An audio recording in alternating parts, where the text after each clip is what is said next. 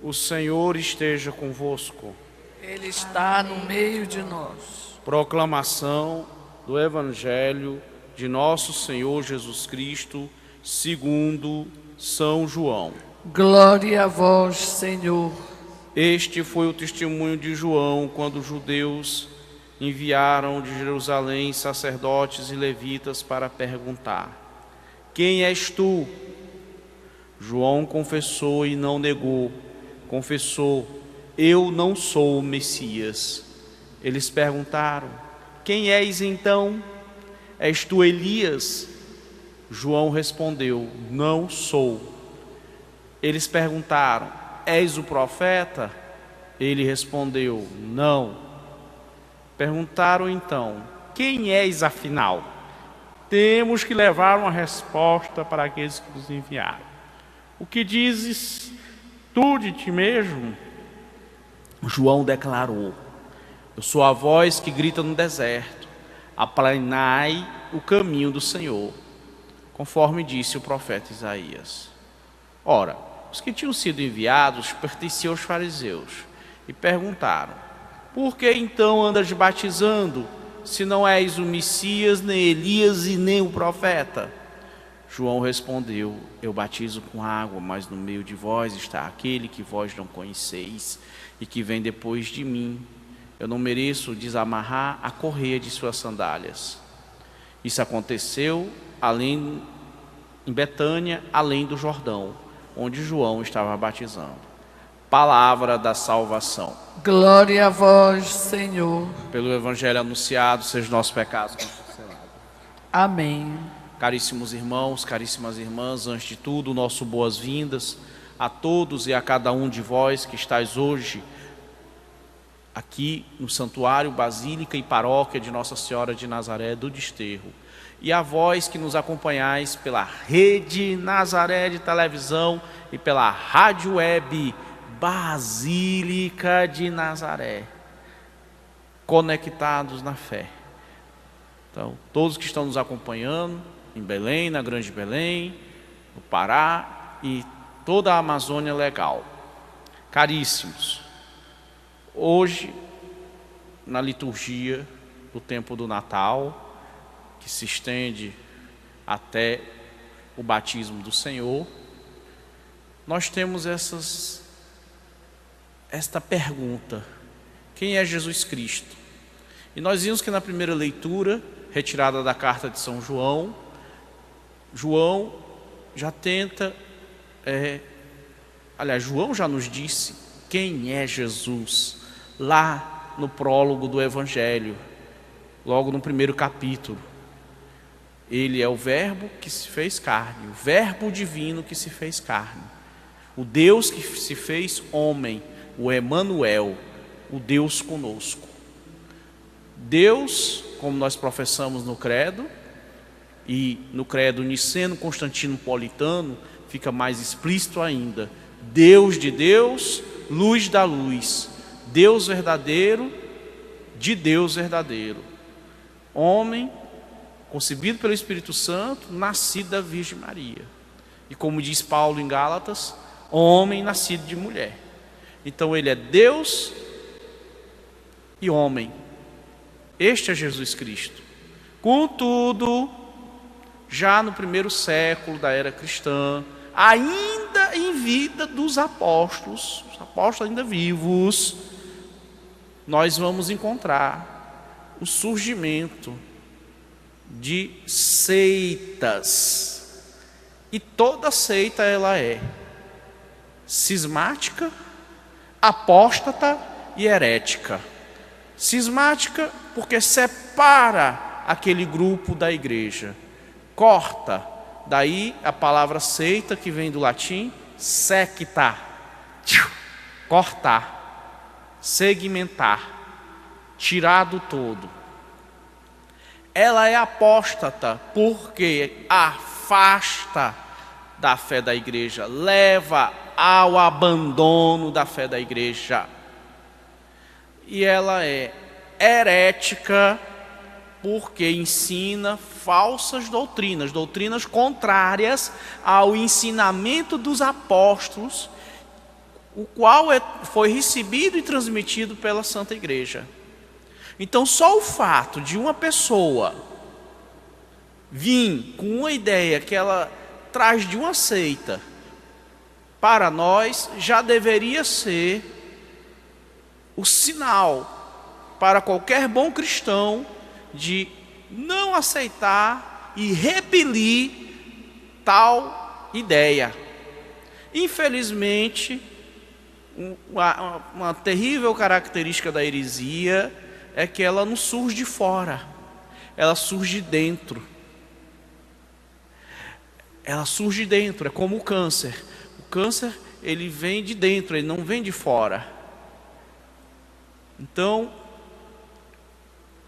a heresia, ela deturpa o ensinamento e cria algo contrário a este próprio ensinamento. João, em vida, teve que combater uma seita chamada Nicolaítas. Esses Nicolaítas, nós não temos assim, exatamente muita notícia deles, a não ser pela carta de São João. Contudo, nós sabemos que, entre outras coisas, eles negavam que Jesus fosse homem, ou melhor, fosse Deus. Então, a heresia, ela sempre vai atacar um ponto da fé, um ponto definidor da fé. E nós vamos ver nos primeiros séculos da igreja, muitas heresias cristológicas. Praticamente, quase todos os concílios foram convocados, os 7 primeiros concílios pelo menos, para combater heresias, ou seja, ideias errôneas, seja em referência ao Pai, seja em referência ao Filho ou ao Espírito Santo. Exemplo, ontem nós comemoramos o Dia da Mãe de Deus, quando o Concílio de Éfeso, no ano 325, proclamou a maternidade de Maria, a maternidade divina de Maria. Divina referente a quem? A Jesus. Porque Jesus, sendo homem, e também Deus, então Maria gerou o Deus encarnado, o Emanuel. Houve 2 heresias, a heresia ariana, que negava que Jesus fosse Deus, e a heresia nestoriana, que dizia que Maria não podia ser chamada mãe de Deus, só mãe do homem. Mas as duas atacavam a questão da divindade de Jesus, negavam que Jesus fosse Deus. E como nós vemos desde o princípio, o apóstolo São João, no seu evangelho, declara que Jesus é o Verbo encarnado, o Deus feito homem. Ponto, já estava definido, esta é a fé apostólica. Quem pregar o que contraria esta definição está se constituindo em herege, está abandonando a fé da igreja, portanto é apóstata, e está se separando do corpo da igreja, portanto também é cismático. Infelizmente, esta, vamos dizer, enfermidade espiritual é recorrente na história da igreja e nos nossos dias está, digamos, em plena atividade. Que os falsos pregadores estão aí disseminando no meio do povo a toda sorte de ideias contrárias ao ensinamento da igreja. E isso é perigoso, porque isso vai levar aos incautos a perder a fé. E hoje eles abandonam a igreja para abraçar as seitas, mas amanhã seus filhos e seus netos se tornarão indiferentes à religião, como aconteceu na Europa com aqueles que abraçaram a reforma de Lutero, uma reforma sine ecclesiae, é contra a eclésia, ou seja, sem a igreja e contra a igreja.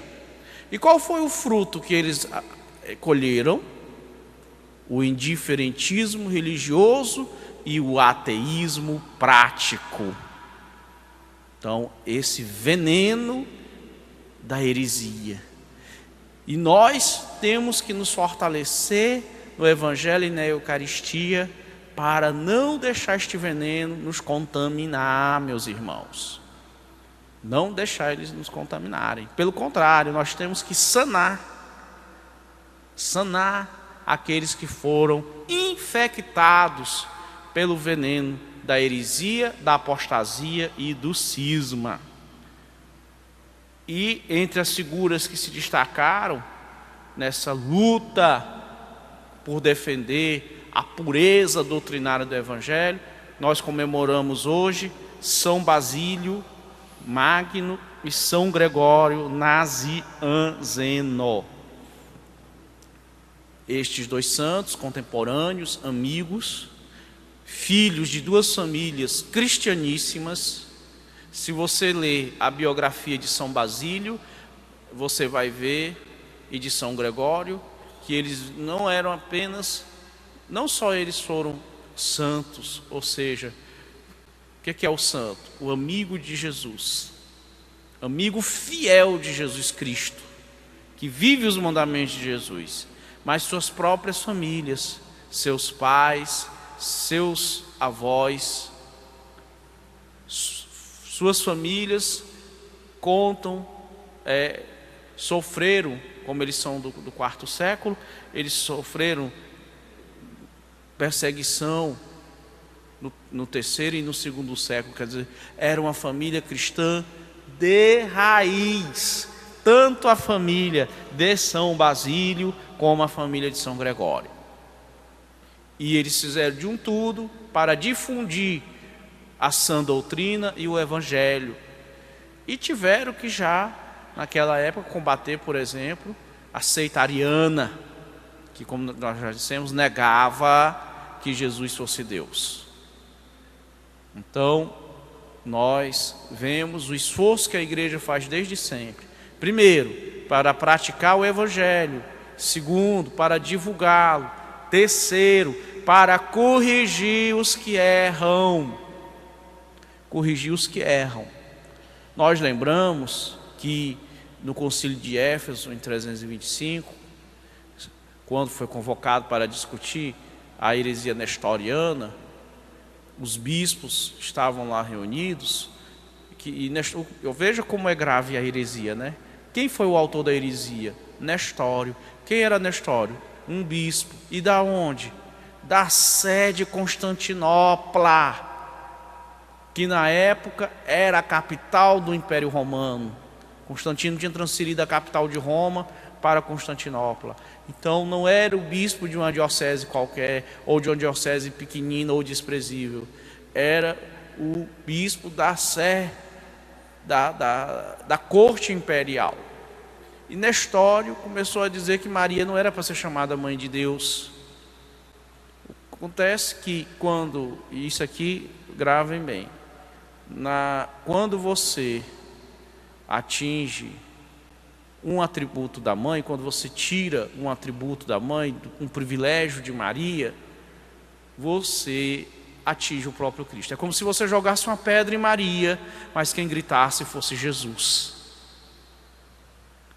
E Nestório atirou esta pedra, porque se Maria não gerou o Filho de Deus, não gerou o Deus encarnado, então o sacrifício de Cristo na cruz foi inválido, porque ali não morreu o Deus encarnado. E Nestório vai ser combatido pelo grande Cirilo de Alexandria. E lá entre eles estava também São Nicolau. São Nicolau, o verdadeiro Papai Noel. E dizem que São Nicolau, quando Nestório acabou de defender a sua tese, ficou tão indignado que teria lhe dado um tapa no rosto. Nós sabemos que uma das 14 obras de misericórdia é corrigir os que erram, né? Então, alguém poderia dizer, mas por que São Nicolau fez isso? Porque ele foi tomado da santa ira. O que é a santa ira? É a indignação diante do mal. É diferente da ira pecado. A ira pecado é falta de paciência. A santa ira é a indignação diante do mal. É aquilo que nos leva a reagir, a dar o grito de stop para os maus. Então, São Nicolau e os demais bispos, junto com São Cirilo de Alexandria, vão demonstrar toda a falsidade da doutrina de Nestório e vão proclamar com os bispos reunidos no Concílio de Nicéia e com a chancela do Papa que Maria é Mãe de Deus.